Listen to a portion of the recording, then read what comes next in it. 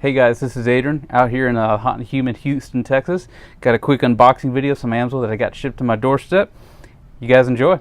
Alright, first one, we got a small little box. I ordered some motorcycle gear. Really don't own motorcycles myself, more of a diesel guy, but wanted to check this out, check it on some local stuff, and send it out to a YouTuber. Big motorcycle channel. I did order some stuff for my diesel truck. Anyways, got a quick oil filter here for my Cummins. This is a 25,000 mile kit. I typically do 15,000. This oil change I'm going to end up doing about somewhere around 10,000 miles or 7,500. I'm not doing the extended drain interval.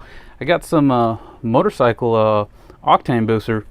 Quick little addition here for the tank. If you guys ever got questions about this, love to send this out to you guys. But this is really just to get more power out of your bike, enjoy driving it around, and really enjoy the horsepower that your bikes are made for. Anyways, some detailing kit for your car or your bike. And we got some chain lube here. I had one viewer tell me he really loved the chain lube. He tried it on his Yamaha ATV, and this is really who it's for. It's for guys who are just on the dirt bike, street bike, hauling around, and keeping your chain lubricated.